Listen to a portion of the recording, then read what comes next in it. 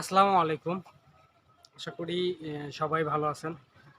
আমি সর্বপ্রথম কৃতজ্ঞতা জানাই মহান আল্লাহ তাআলার, যিনি পরম করুণাময়, মহান সৃষ্টিকর্তা, যিনি আমাকে সৃষ্টি করেছেন।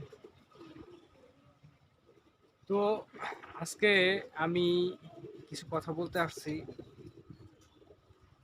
আমাদের বিষয় নিয়ে, এবং যারা অডিয়েন্স আছেন আমাকে যারা ভালোবাসেন, অনেকেই আমাকে কমেন্ট করেন, সুন্দর সুন্দর কমেন্ট করেন, তাদের প্রতি আমি কৃতজ্ঞতা জানাই এবং আল্লাহ তাআলার কাছে আপনাদেরকে সুস্বাস্থ্যতা কামনা করি। আল্লাহ তাআলা যেন আপনাদেরকে সবসময় সুস্থ রাখেন এবং ভালো রাখেন। সবসময় আমি এই দোয়াটাই করি।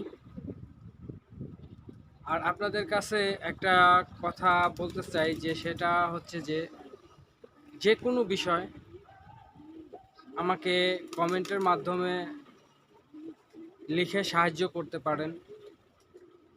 সেটা খামারি বিষয় হোক বা কোনো উপদেশমূলক টিপস হোক, যে বিষয় হোক আমাকে জানাবেন। আমি সেটা অ্যাপ্লাই করার চেষ্টা করব। যাই হোক, আমি শুরু করতেছি। এখন দুপুর হয়ে গেছে। তো কবুতর গুলা দুপুরের দিকে দেখা যায় যে অনেকগুলা কবুতর কম। আমার পিছনে যে কবুতর গুলা দেখতেছেন, এখন কিন্তু কবুতর দেখা যাচ্ছে যে অনেক সকালবেলার থেকে তুলনামূলক অনেক কম।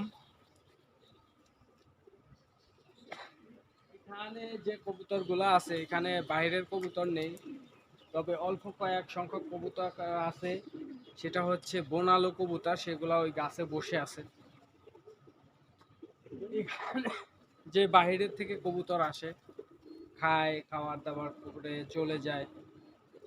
এই যে দেখি অনেকগুলা কবুতর যখন দেখি একসাথে খায়, তখনই এই জিনিসগুলা আমার অনেক ভালো লাগে এবং